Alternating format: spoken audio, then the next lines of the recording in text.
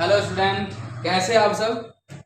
तो आज के क्लास में अपने सब देखने वाले हैं breathing and exchange of gases, जो कि एक बहुत ही अच्छा जो है चैप्टर है। इसमें सबसे पहले अपने सब जो है टॉपिक देखेंगे रेस्पिरेटरी सिस्टम के बारे में। सबसे पहले जो है सिस्टम शब्द लगा हुआ है, रेस्पिरेटरी सिस्टम। तो कोई किसी भी प्रकार का जो सिस्टम लगा रहे तो समझ जाइएगा कि ये जो क्या होगा, एक ग्रुप ऑफ ऑर्गेन होगा, यानी कि बहुत सारे अंगों से मिलकर के बना हुआ जो है यह एक संरचना होता है। यहाँ पर जो है बाइलिंगुअल लिखा हुआ है, तो दोनों मीडियम में आप लोग जो है देख सकते हैं। देखो क्या लिखा हुआ रेस्पिरेशन के बारे में कि the respiratory system is the group of organ of your body involve in breathing when you exchange of O2 and CO2।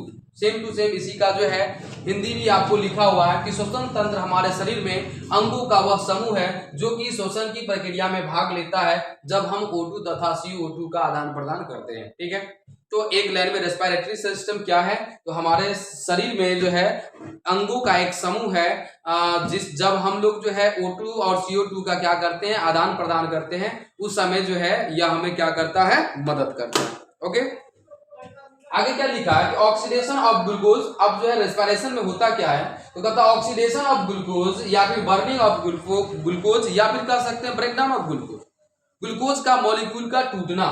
ठीक है, in the cell to get energy is called respiration. Respiration में होता क्या है actually में, glucose का molecule का breakdown होता है या ग्लूकोज का मॉलिक्यूल का वह जो है टूटता है, यानी कि जो है उसका जो है क्या होता है, बर्निंग होता है, या फिर इसका ऑक्सीडेशन होता है ऑक्सीजन का प्रेजेंस में, और उससे हमको क्या होता है, एनर्जी मिलता है। आगे अगर डायग्राम के थ्रू देखें समझने की कोशिश करें तो जैसे कि यह माउथ हो गया, ये नोज है, ये नॉस्ट्रिल, नोज पर जो छिद्र होता है नॉस्ट्रिल कहते हैं इसको। यहाँ पर एक कॉमन रास्ता जिसे फेरिंग्स कहते हैं। तो हम लोग जब हवा लेते हैं तो हवा को क्या करते हैं, नॉस्ट्रिल के जरिए फेरिंग्स से होते हुए विंड पाइप के जरिए हम लोग फेफड़ा में क्या करते हैं, तो हवा को भरते हैं। इसमें जो भी गैसेज रहता है उसमें से ऑक्सीजन का मॉलिक्यूल जो है लंग्स के ब्लड के साथ मिल जाता है। लंग्स के ब्लड में जो भी कार्बन डाइऑक्साइड है वो क्या होता है, लंग्स में चला आता है। उन कार्बन डाइऑक्साइड को हम लोग सांस छोड़ करके बाहर निकाल देते हैं। जो भी ब्लड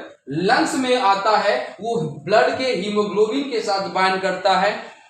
जब ये हीमोग्लोबिन के साथ बाइंड करता है उसे हम क्या कहते हैं, ऑक्सी हीमोग्लोबिन कहते हैं। और यह ऑक्सी हीमोग्लोबिन जो है यह जो है क्या कहते हैं, वैन के थ्रू, वैन में कौन सा वैन कहेंगे, तो पल्मोनरी वैन के थ्रू यह हार्ट में पहुंचता है। हार्ट फिर इसको पंपिंग करता है तो शरीर के विभिन्न जो है उत्तक यानी अंगों तक यह पहुंचता है।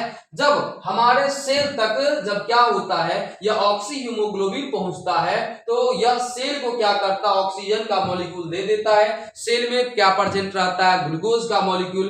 ग्लूकोज का मॉलिक्यूल जब ये क्या करता है, ऑक्सीजन के मॉलिक्यूल को ग्रहण करता है तो वो रिएक्ट करता है। रिएक्ट करने के बाद कार्बन डाइऑक्साइड H2O और ATP का क्या करता है, निर्माण करता है। और उन ATP का उपयोग हम लोग एनर्जी के रूप में करते हैं। जैसे कि हम जब खाना खाए, जैसे कि अभी से लगभग जो है 2-2.5 घंटा पहले शायद खाना खाए थे, लेकिन अभी हम बोल रहे हैं क्योंकि हमें एनर्जी ऐसा मतलब एनर्जी हमें लग रहा है तो हम जो है आपके सामने जो है बातें कर रहे हैं, जो है ना। तो कहने का मतलब जब हम लोग भोजन करते हैं तो वही भोजन का मॉलिक्यूल का जब स्टोमक में या इंटेस्टाइन में जब क्या होता है, एब्जॉर्प्शन होता है, तो एब्जॉर्प्शन के बाद वो ब्लड के थ्रू हर सेल में वो रहता है। जब हम लोग सांस लेते हैं तो वो भी जो है ब्लड के थ्रू कहाँ पहुंचता है, सेल में पहुंचता है। और सेल के प्रेजेंस में ग्लूकोज के मॉलिक्यूल का क्या होता है, ऑक्सीडेशन होता है। और ऑक्सीडेशन के बाद कार्बन डाइऑक्साइड, वाटर और ATP का निर्माण होता है। और उसी ATP को हम लोग क्या करते हैं, ऊर्जा के रूप में इस्तेमाल करते हैं। याद रखिएगा ATP को जो है सेल का करेंसी भी कहा जाता है, मुद्रा यानी रुपया भी कहा जाता है। जैसे कि अगर अपने सबको भूख लगता है तो अपने सब क्या करते हैं, रुपया को लेकर के दुकान पर जाते हैं, देते हैं उसको रुपया जो है, बदले में हमको कुछ भोजन देता है या फिर कुछ फ्रूट्स देता है तो खाते हैं तो फिर हमको एनर्जी मिलता है। सेम टू सेम वैसे ही हमारे सेल को एनर्जी चाहिए तो वो ATP को क्या करता है, यूज करता है। इसीलिए ATP के बगल में हम क्या लिखे हुए हैं, एनर्जी लिखे हुए हैं यानी ऊर्जा लिखे हुए हैं। और आप लोग ये भी जानते हैं कि ATP का स्टोर माइटोकॉन्ड्रिया में होता है, इसीलिए माइटोकॉन्ड्रिया को power house of the cell कहा जाता है। क्या कहा जाता है, power house of the cell कहा जाता है। ओके, आगे क्या लिखा हुआ है, आगे लिखा हुआ so respiration is a biological process in which intake of oxygen for the oxidation of glucose and making of carbon dioxide, water and energy। यानी कि जो है हम लोग मतलब कह सकते हैं कि रेस्पिरेशन जो है एक क्या है, बायोलॉजिकल प्रोसेस है जिसमें हम लोग ऑक्सीजन को इंटेक्ट ग्रहण करते हैं ग्लूकोज के ऑक्सीजन के लिए, और जिससे क्या होता है कार्बन डाइऑक्साइड, वाटर और एनर्जी का क्या होता है, निर्माण होता है, एनर्जी रिलीज होता है। Energy is store in mitochondria. याद रखिएगा एनर्जी कहां पर स्टोर होता है, माइटोकॉन्ड्रिया में होता है। सेम जो इस साइड लिखा वही इस साइड भी लिखा। चलिए एक बार पढ़ देते हैं क्या लिखा। इस प्रकार का श्वसन एक जैविक प्रक्रिया है जिसमें हम O2 के माध्यम से ग्लूकोज का विघटन करते हैं, ग्लूकोज का दहन करते हैं, ग्लूकोज का ब्रेकडाउन करते हैं तथा उत्पाद के रूप में कार्बन डाइऑक्साइड, जल तथा ऊर्जा का निर्माण होता है। यही ऊर्जा माइटोकॉन्ड्रिया में जाकर संग्रहित हो जाती है जिसे हम कोशिका का ऊर्जा घर कहते हैं। तो आज के क्लास में आपने क्या सीखा रेस्पिरेशन के बारे में, तो केवल और केवल अपने सबके इसी टॉपिक को जो है कंप्लीट करेंगे। फिर अगला वीडियो में देखेंगे types of respiration. Thank you.